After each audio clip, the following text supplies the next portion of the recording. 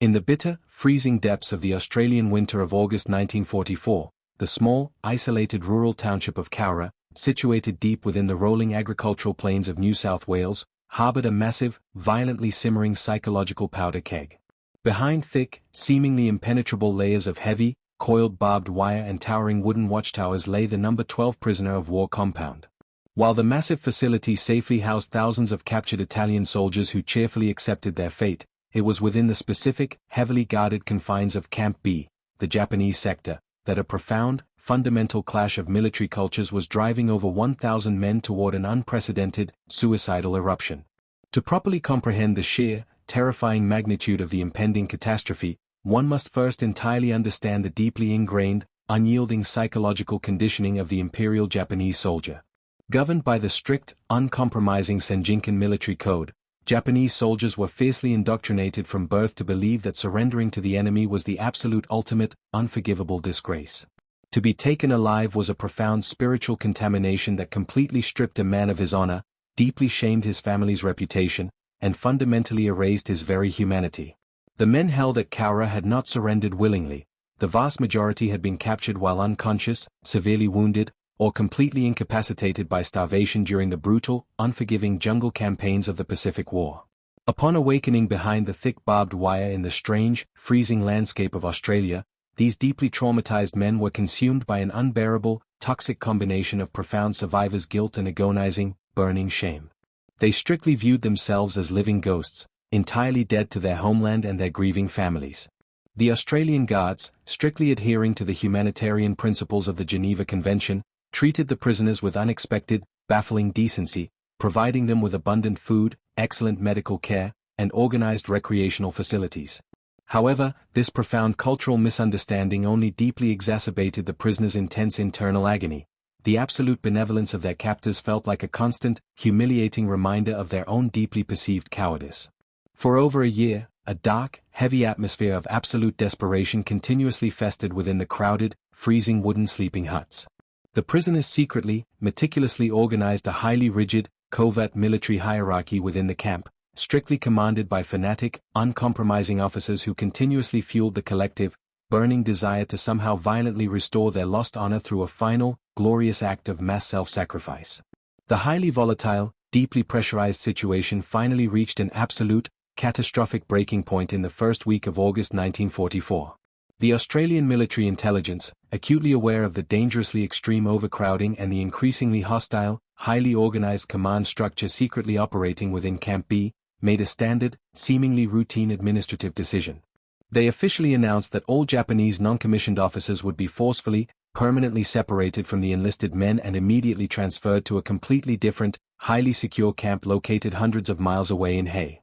For the radicalized Japanese leadership inside Cowra, this routine operational order was violently interpreted as the absolute final, intolerable insult, a deliberate, highly aggressive attempt by the Australians to completely shatter their internal unity and crush their collective spirit. On the tense, freezing afternoon of August 4th, the Japanese camp leaders convened a secret, highly urgent council. The grim, undeniable consensus was rapidly reached: they would absolutely refuse to be peacefully separated. Instead, they would launch a massive, entirely suicidal mass breakout. They possessed absolutely no firearms, no detailed escape plan, and no hope of eventually reaching Japan from the remote Australian outback. Their singular, terrifying objective was not to achieve physical freedom, but to secure a violent, honorable death in direct combat, completely washing away the unbearable stain of their capture in a massive, unimaginable bloodbath. At exactly 1:55 a.m. on the freezing, pitch-black morning of August 5, 1944, the agonizing, suffocating silence of the Cowra outback was violently, irrevocably shattered. A solitary, haunting blast from a smuggled Japanese military bugle echoed sharply across the frost-covered compound. This single, piercing note was the absolute, terrifying signal for the largest, most violent prisoner of war breakout in modern military history. Instantly, the heavy wooden doors of the sleeping huts were violently kicked open, and over 1,100 deeply radicalized Japanese soldiers aggressively surged out into the freezing darkness. They unleashed a massive, deafening, and highly terrifying unified battle cry that completely chilled the blood of the startled Australian Guards. The prisoners were entirely unarmed with conventional firearms, but they had spent months secretly, meticulously fabricating a terrifying, highly lethal arsenal of crude, improvised weapons. They wielded heavy wooden baseball bats, tightly gripping razor-sharp shivs meticulously fashioned from stolen kitchen knives, jagged shards of broken glass firmly bound to wooden broom handles, and heavy lengths of iron pipe violently torn from the camp's plumbing. Driven by an absolute, terrifying religious fervor and a collective, burning desire for an honorable death, the massive human wave charged blindly, furiously toward the towering, heavily illuminated perimeter fences. The deeply shocked, heavily outnumbered Australian garrison, violently jolted awake by the deafening roars and the blaring camp sirens, desperately scrambled to man their defensive positions in the freezing darkness. The brilliant, searing beams of massive military searchlights abruptly cut through the pitch-black night, violently illuminating a scene of absolute, apocalyptic horror. Hundreds of screaming men were sprinting directly into the concentrated, highly lethal fire of the Australian perimeter guards. To violently overcome the massive, impenetrable coils of thick, razor-sharp barbed wire, the vanguard of the Japanese charge employed a deeply terrifying, highly suicidal tactic. They aggressively threw thick woolen blankets and heavy winter coats directly over the wire, and then literally threw their own bleeding, deeply lacerated bodies onto the sharp coils, forming a horrific, living human bridge for their frantic comrades to rapidly scramble over. The sheer, overwhelming kinetic momentum and absolute, terrifying fearlessness of the massive human wave allowed hundreds of prisoners to violently breach the inner perimeter within a matter of mere minutes, completely flooding into the heavily restricted zones. The absolute, most intense, and deeply tragic climax of the horrific night occurred at a highly critical, isolated heavy machine gun post physically located directly between the Japanese and Italian camps. This vital defensive position was frantically manned by two incredibly courageous Australian privates, Benjamin Hardy and Ralph Jones. As the massive, screaming wave of heavily armed, deeply frantic escapees violently breached the wire and charged aggressively toward their exposed position, Hardy and Jones firmly stood their ground in the freezing darkness. They desperately, rapidly unleashed a massive, continuous hail of heavy lead from their water-cooled Vickers machine gun directly into the approaching mob, cutting down dozens of charging men. However, the sheer, completely overwhelming numbers of the suicidal charge were absolutely unstoppable. The screaming prisoners completely swarmed the heavy gun emplacement, violently overwhelming the two brave Australian soldiers in a chaotic, bloody flurry of crude, improvised blades and heavy wooden clubs. Before they were brutally, fatally beaten to death in the dirt, Private Hardy miraculously managed to physically disable the heavy Vickers machine gun, permanently removing the critical firing bolt and forcefully throwing it into the darkness, brilliantly preventing the escapees from turning the devastating weapon upon the sleeping Australian garrison. Over 330 desperate Japanese soldiers had successfully smashed through the outer perimeter, violently vanishing into the freezing, pitch-black expanse of the vast Australian bushland. As the pale, freezing light of dawn finally broke over the deeply traumatized town of Cowra on the morning of August 5, the sheer, catastrophic magnitude of the violent nocturnal eruption was horrifically revealed. The shattered, blood-soaked perimeter fences were heavily draped with thousands of torn woolen blankets and the lifeless, deeply lacerated bodies of dozens of Japanese soldiers who had brutally perished on the heavy razor wire. Inside the heavily damaged compound, the chaotic, bloody aftermath resembled a horrific, active war zone. However, the most immediate, highly terrifying crisis lay completely beyond the shattered fences.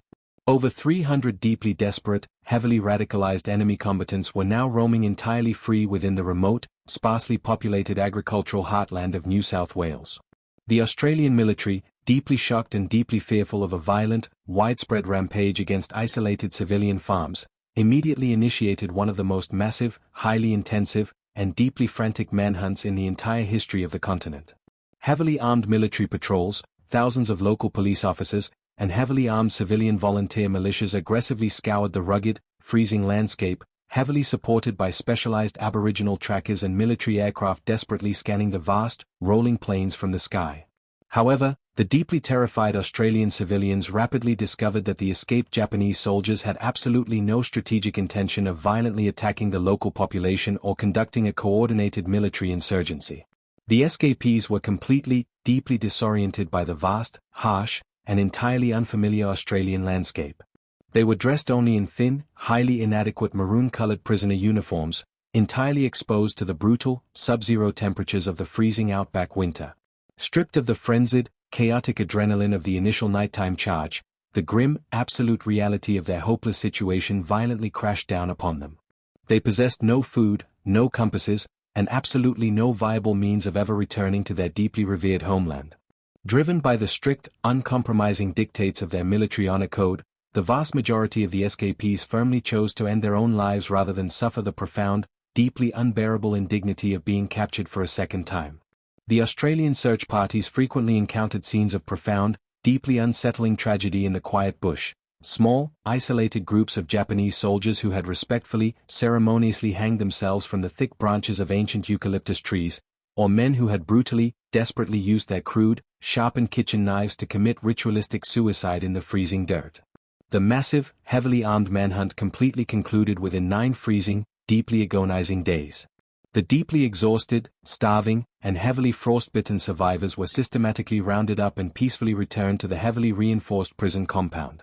The final, official death toll of the violent Cowra breakout was absolutely staggering and deeply tragic. 231 Japanese soldiers violently perished during the chaotic charge or subsequently committed suicide in the freezing outback, while another 108 were severely wounded.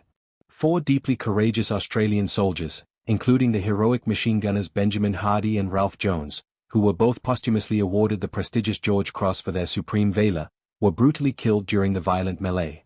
The terrifying, completely unprecedented events of the Cowra breakout fundamentally shocked the Australian nation, providing a grim, deeply terrifying first-hand insight into the absolute, uncompromising psychological fanaticism of the Imperial Japanese military.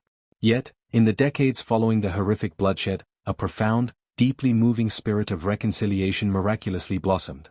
The town of Cowra meticulously, deeply respectfully maintained the immaculate Japanese war cemetery, where the fallen prisoners were buried with full military honors, ultimately transforming a site of absolute violence into a profoundly powerful, enduring international symbol of peace and historical healing.